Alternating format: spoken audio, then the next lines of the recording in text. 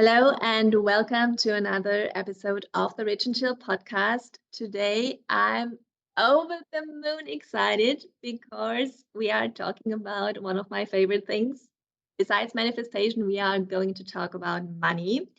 And as you can see, it's also really special because we step out of the female realm. We go into the money talk with Skyler Fleming. Welcome today. Yeah, thanks for having me. I'm excited for this conversation. Yeah, thanks for being here. And our listeners already heard a bit of your story in the intro. So if you would like to introduce yourself in your words, who are you and why is it so important for you to talk about money? Yeah, I guess I'll give a quick rundown of my story then to Please. help introduce. So I started in a call center at a credit union, helping people with their money. They'd call in, usually with bank issues, but sometimes it was questions like, hey, I don't understand this interest rate and things like that. And Hmm. that led me to believe that honestly, most of our money problems are just a lack of conversation. So then I would quit that job, but I wanted to stay in the money realm. So I led me to start this podcast that I do, Money Talk with Skyler Fleming, about 2.5 years ago. And I've been talking about money ever since. So it came from just realizing that conversations are what fix our financial problems.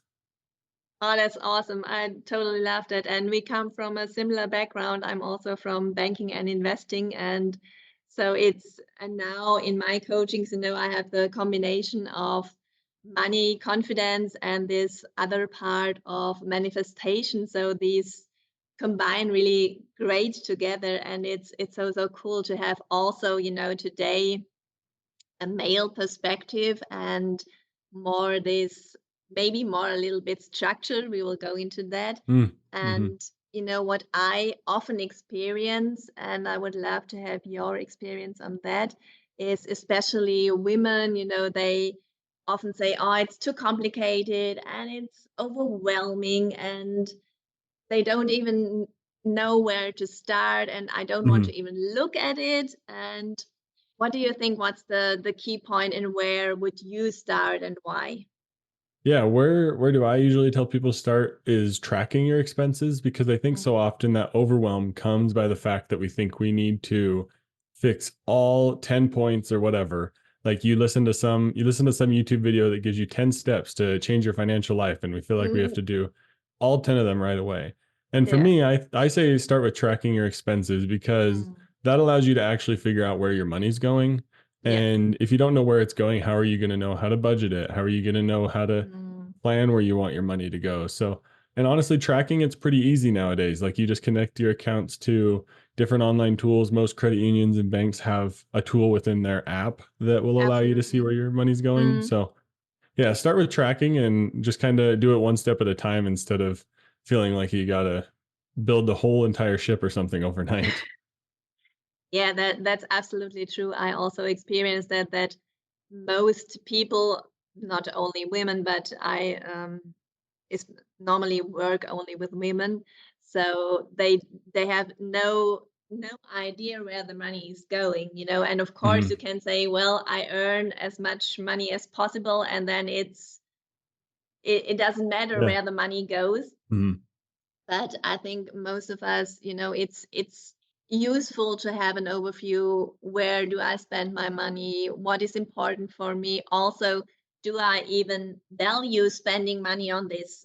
Sometimes when they Yeah. look at it Hmm. and say, "Oh, I'm spending so much money on whatever clothes or I don't know, coffee or whatever," and they Yeah. say, I don't even value that." So that's also from my energetic perspective, when it comes to manifestation and you spend money on something you don't even like. So that makes no Hmm. sense. And that's pretty cool. And of course, in nowadays with apps and you can track that so easily. And Yeah. but most people don't do that. And so that's really a pretty great advice. And I highly recommend everybody to follow that advice from Skylar and Yeah. start that today.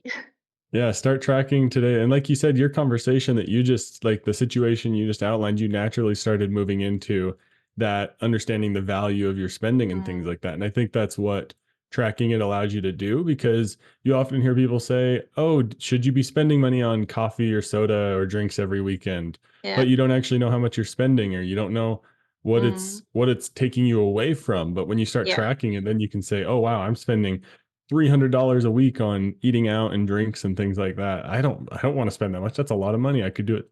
I could use that money somewhere else." So the conversation's Absolutely. Yeah. naturally going to mute. It's naturally going to move to values and things like that. Mm.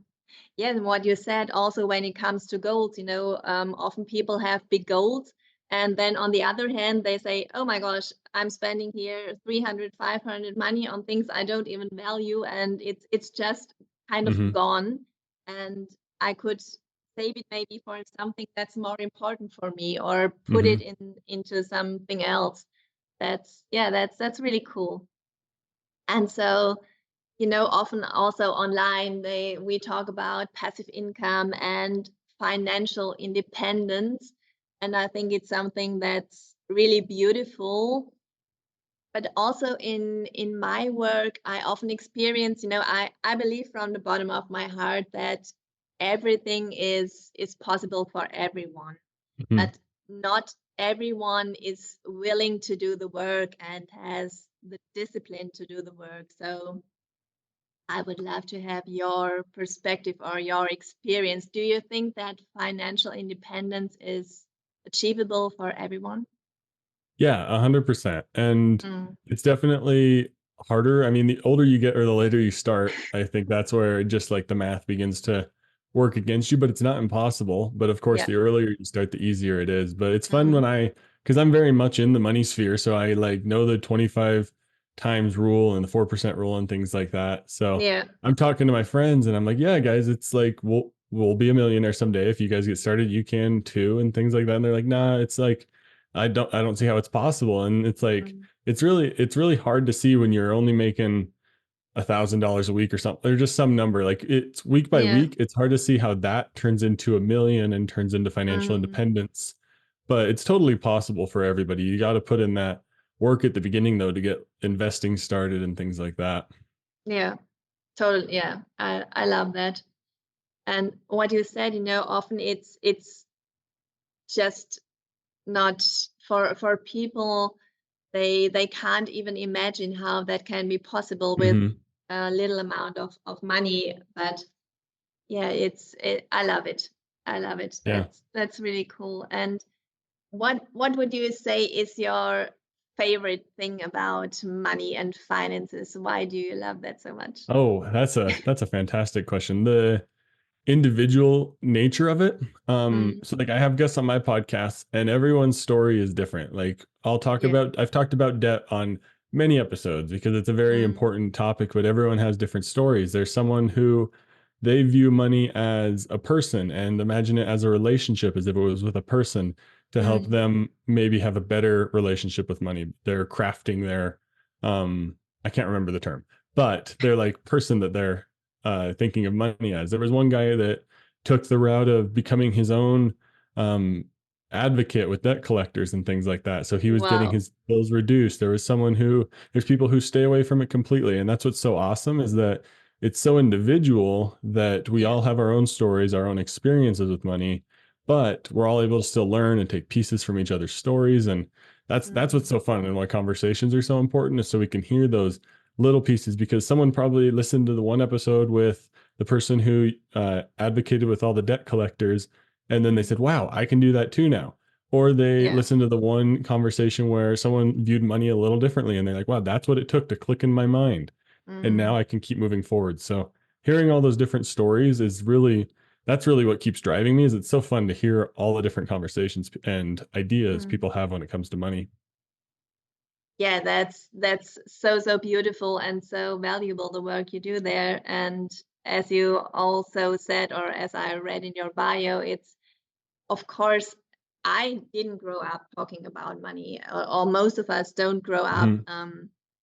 Money is just, oh, you don't talk about, especially I come from Germany originally, and you don't talk about Mm. how much you earn, and that's just a kind of secret. Maybe you talk about it at home, but you know, I think most of us, I experience that a lot in my work, grow up with with a money story that is not beneficial. You know, money is Hmm. bad and rich people are greedy and all that stuff. So that, and on the other hand, money is something we use every day. So it makes so much Yeah. sense to talk about it and to understand what money Seriously. is. And you know, money is neutral, but we put so many emotions into it, and so it's so important to talk more about that and get more, as you said, you know, you hear a story from someone else, it's inspiring, or you say, oh, I could that, if he or she made that, I can make that too, or in a Hmm. different way. And I totally love that. Yeah. Thanks for sharing. That's really Yeah. beautiful. Yeah. So It's a to fun wrap this time. up, anything else you want to share or you want to share with the audience? Yeah, I think I just want to re-emphasize the importance that we can all get started and do Mm, what we want to do with money. It's just important to take it one small step at a time. And I call it on my podcast the money talking points. And it's where you take one little piece from the mhm. episode and go have a conversation about it. So I Yeah. even think your questions that you post today are great Mm, money talking points. Like go talk with a friend and say, hey, do you think financial independence is possible? And then your mm, friend's going to say, what's financial independence? And then you get to teach a whole new person and introduce them to the wonderful world yeah. of financial independence. So take little questions, take the things you hear from other people's Mm, podcasts, from mine, and all that sort of fun stuff, and then go have a money talk about what you're hearing. And that's how you can really, one, help you be able to teach it. And that's going to help you yeah. understand it even further. But also, then Mm, you're introducing a whole bunch of other people. I heard on one podcast, they were talking about how there's the big main financial podcast that people listen to, but they mhm. even talked about, they're like, hey, we have this many listeners. Dave Ramsey has this many million, but there's this many billion in the world that aren't talking about money. So there's so many people out there to talk about money with and have a good, fun financial conversation. Oh, that's so beautiful. Totally loved it. Thank you so much for being here. We, of course, link all the details in the show notes if someone wants to reach out for you. Awesome. And thank you so much for being here. Thank you for your time. Thanks to all our lovely listeners, and we see each other soon here at the Rich and Chill podcast.